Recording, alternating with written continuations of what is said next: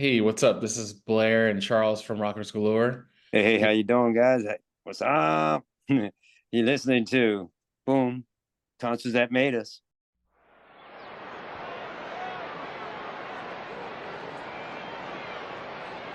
Is everybody in? Is everybody in? The show is about to begin.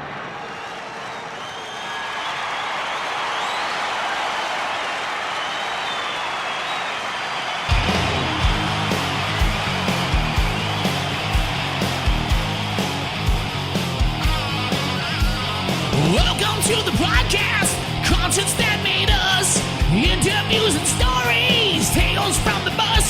We love taking you back to when it all went down. The greatest live shows and that cheering crowd sound. It's concerts that made us, concerts that made us.com.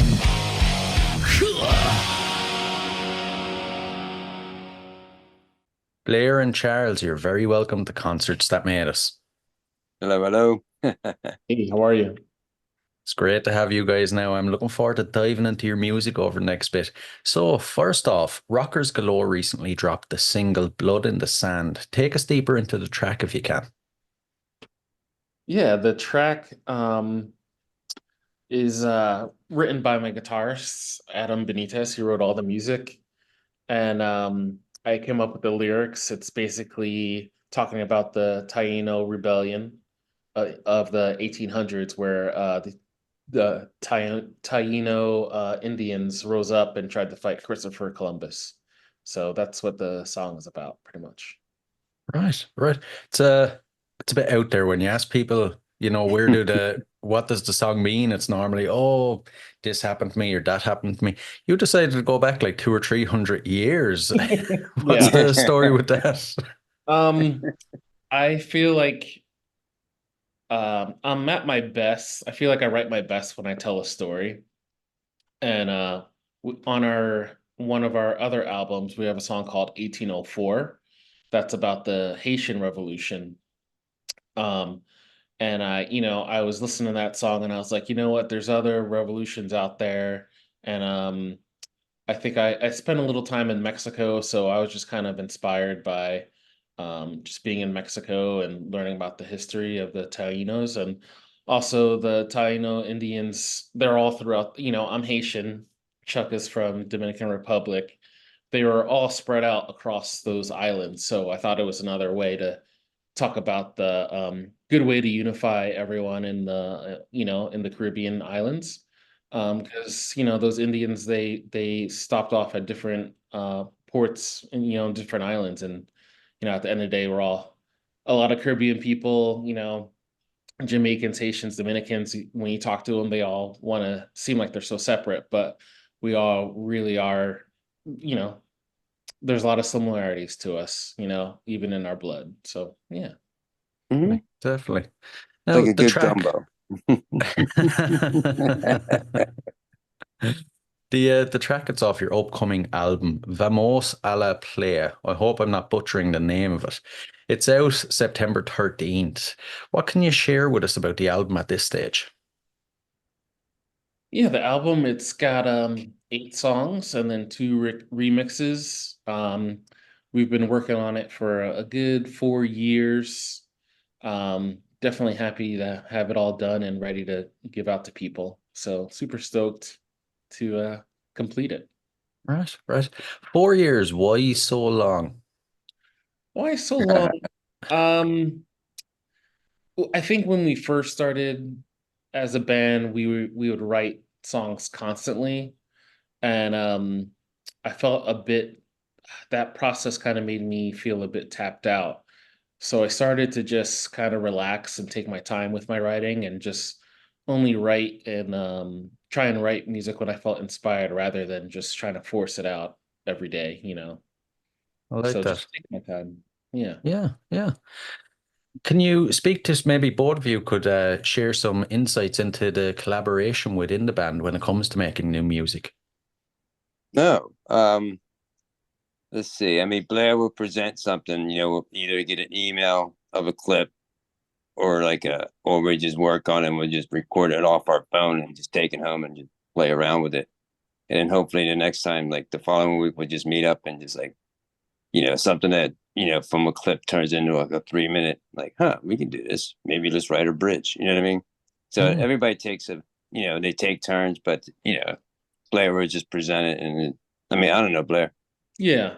is All that right. right? Like sort of a skeleton of like the drums and bass and send it out to the band members and they'll everyone at this point pretty much has their own studio at home, so they're able to like record on top of like my basic skeleton, send it back, and eventually if we feel like we have something, then we'll start like jamming on it in our practice space and taking it from there. Yeah.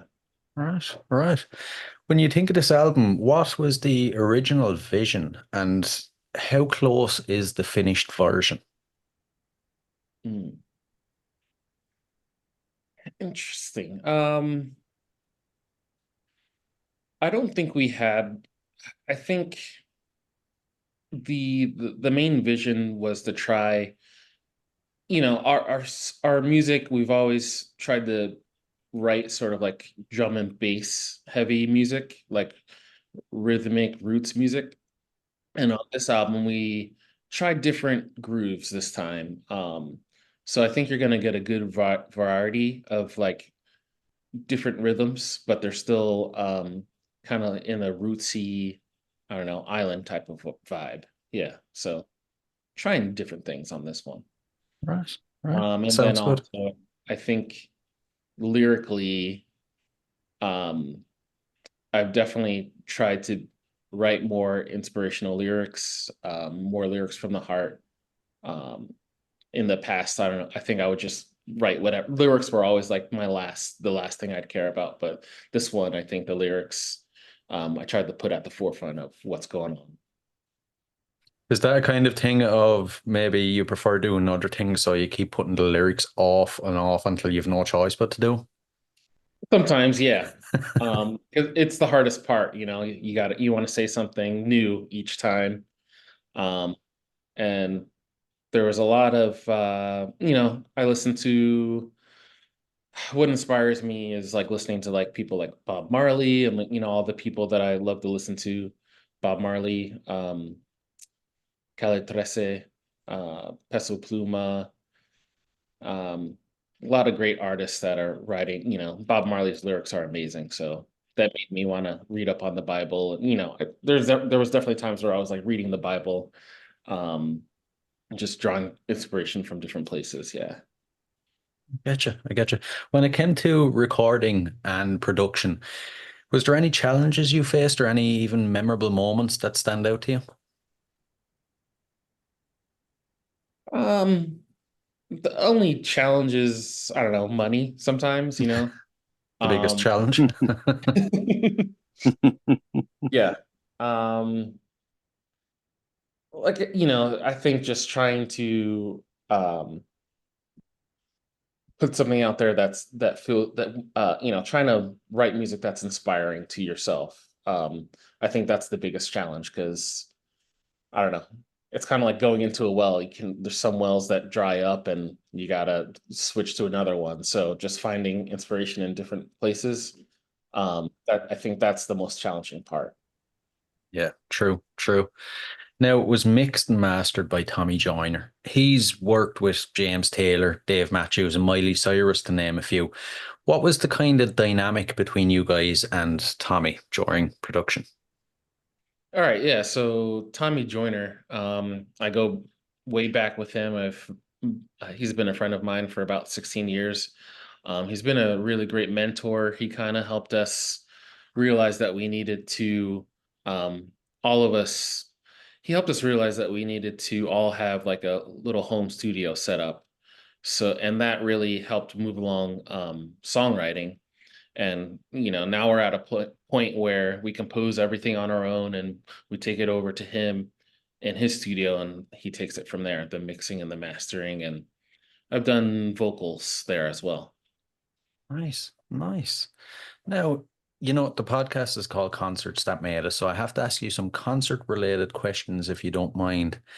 First off, I'll start easy. As a concert goer, what concerts would you say have made you? Hmm. You want to go Huh. first, Chuck?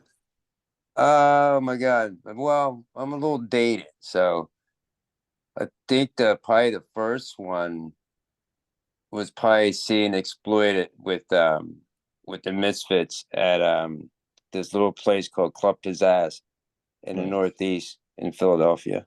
So that was Sick. in high school.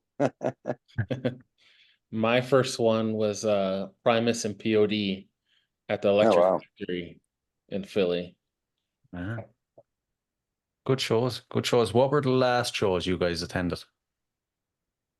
Oh, the last one. Let's see. Oh, it has to be probably Blondie at the Electric Factory. Okay. I saw Sun Ra Orchestra. That was my last concert. He's kind of a jazz guy here in Philadelphia. And I wanted to go to the Zach Bryan. He just played here, but I couldn't justify spending that much money on a ticket. So I literally just hung outside the stadium and heard a couple songs and then left. Not Tailgate bad. at a Jack Bryan. Yeah.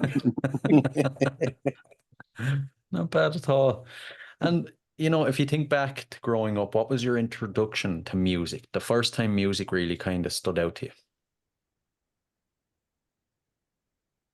Oh, Hmm. yeah. Go ahead, Blair. For me, I picked up instruments while at my church. So they needed a bassist.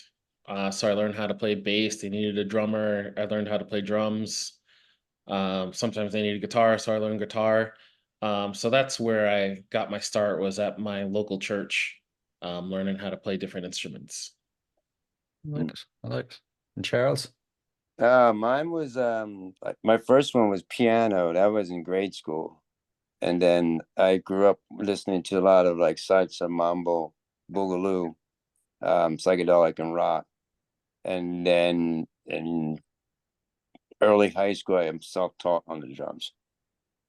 So yeah, but my main instrument is drums. Hmm. I gotcha. I gotcha. Now, the moment we're all waiting for any listeners that haven't caught one of your shows, what are they like? Give us the full experience if you can.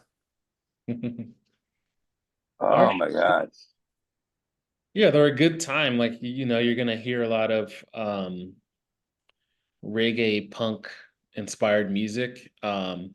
We've had upwards of 5 horns. So I think for the record release, we'll probably have 3 horn players, but the horns always add in a lot of flair to the group. You're gonna hear some good, solid guitar solos from our guitarist Adam. Um, it's a good time, and I love how you know everyone in the band we all look a little different, but we come together and we play this kind of I don't know punky reggae music that seems to make people happy. So that makes me happy. What more could you want? Yeah, right. And if you think of all the shows that you guys have played over the years, is there one that stands above the rest? It couldn't have got any better. Oh wow. I don't know. Well, I don't know. There was a not the union transfer one, not the one with the dead milkman, but the one Well, on Underground Arts when we mm, had the horns, when we did it for the first time with the horns, and we had that stage when we all wore black and white. I think we got dressed up or I something. think that was Ardmore Music Hall, no? No, well, the Armored Music Hall was that had like a big sound. That was a good set too. Hmm. It's Yeah, it's hard to tell. It all depends on the venue. yeah. One that sticks out for me is we played a sold out show with JC Brooks and Uptown Sound a couple years ago. So the venue was like super packed. I think that was the show we had about 6 horns. So we just sounded monstrous that night, and everyone really enjoyed it. So that's one that sticks out for me. Oh, man, that sounds like a hell of a night. If we switch that question around, is there a gig maybe in the early days that you would consider the worst? Things start falling apart, and how did you guys overcome it? Yes. There was one show in New York we were supposed to play. Remember this, Chuck? We were supposed to play, I think, at 11 p.m., but we didn't end up playing till 2 or 3 a.m. in the morning. Yeah. There was Oof. one person, I think we had 1 or 2 people watching us, Oh my God. and we missed our train to Philly, so we had to, And we were, that's right. We were sleeping outside the station, yeah, we had or to sleep tried on to sleep. Man. Good times. yeah. When a show turns out like that, and there's only a handful of people there, how do you go about putting the same energy into it and getting through the show? Well, I don't know.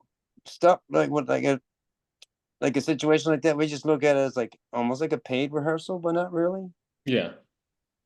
But we get to work on some new stuff, but at least we don't do it in front of a crowd and all of a sudden it's like, you know what I Mhm. mean? At least we have it like with one person. They can, it's like Johnny Appleseed, if it's good, people will talk, you Yeah. know. True. And True. it happens once in a while. We've played to 2 people, we've played to thousands of people. And I think at the heart of it all is just we love music and we love playing it. So it doesn't matter where we are. It's just a good time when we're together. It's a good outlook to have. Oh Throughout the man, you know which one years, I missed? go Bushwick. on. That show we did at the Garden in Bushwick. Okay, yeah. That was a fun show. People's Garden, yeah. Yeah. You're going to have to tell us a bit more about that one now that you've mentioned it. No, it was just like it was an interesting lineup. I mean, it was like really cool to hear like different styles of Latin music that involved like salsa, traditional salsa to like almost like a ska, you know, a Mexican music. You know what I mean? Which is just Yeah. pretty cool. And So then the show was at a garden, like a neighborhood garden. So outside. That was pretty cool. Nice, nice. Throughout the years, is there any audience or maybe fan interactions you've had that kind of stick with you to this day? Hmm. I don't know. well, are we talking like hanging out with like HR or Lee Scratch Perry or like more like the fan base that shows up at the shows? Your own fans. Oh, well, we're getting there. We haven't had that. I don't know. Blair, have you? I mean, I don't know. I'm just a drummer.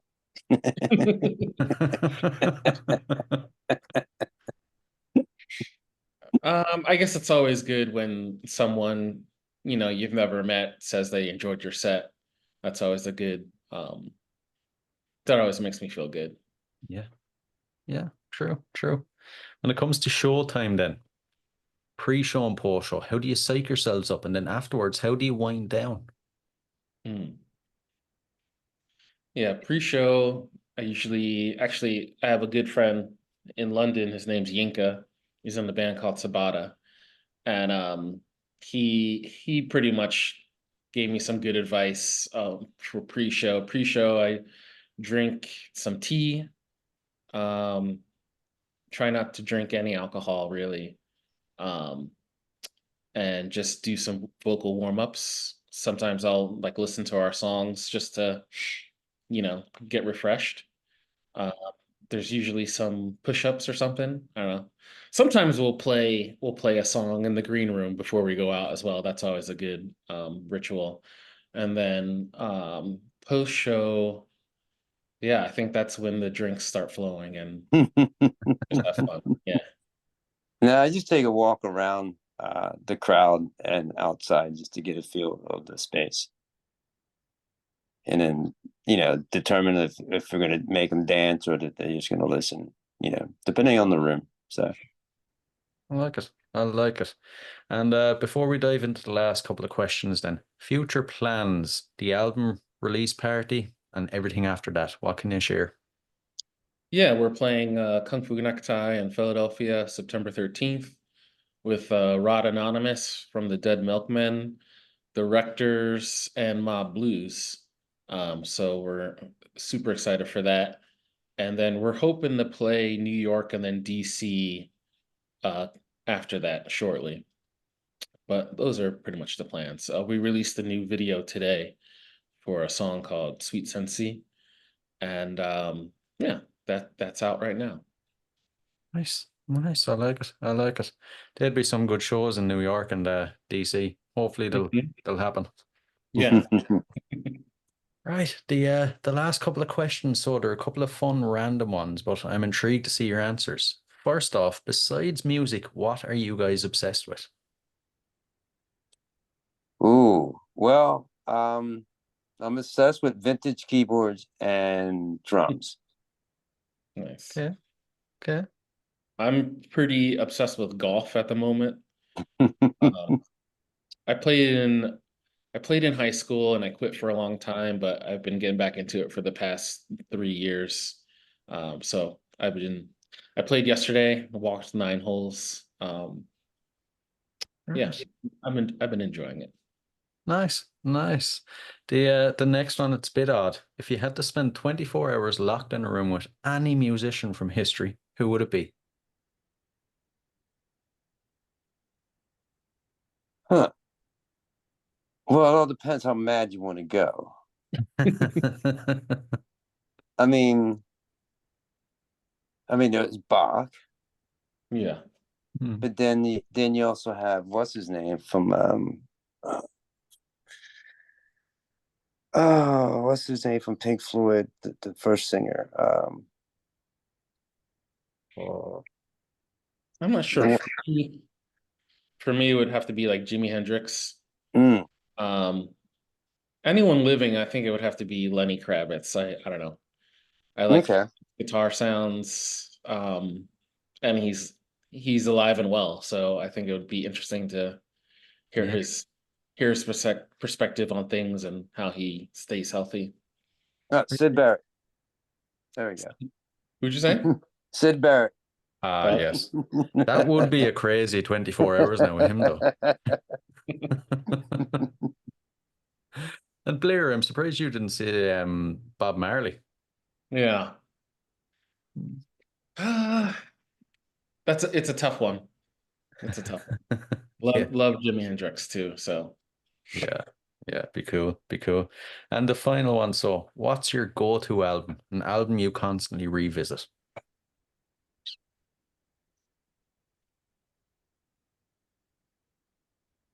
uh Wow.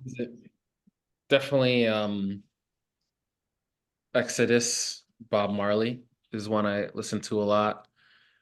I listen to a lot of different stuff too. Rancid, Life Won't Wait. That's one of my favorite albums. Let's see, Sleep, Clarity, sick album. I've been listening I've been listening to like a good amount of country lately. So Midland, um, the Midland album with Drinking Problem on it.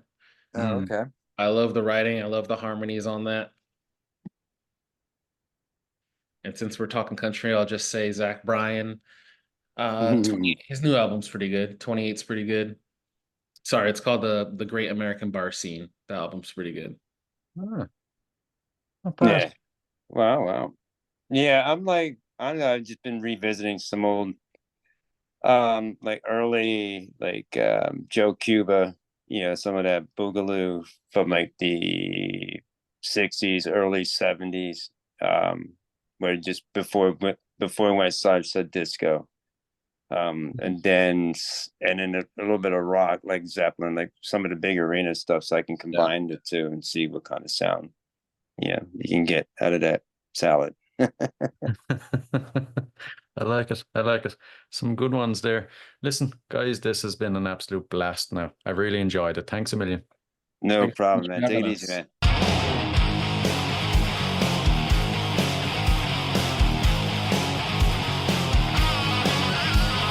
Welcome to the podcast, concerts that made us, interviews and stories, tales from the bus. We love taking you back to when it all went down. The greatest live shows and the cheering crowd sound. It's concerts that made us, concerts that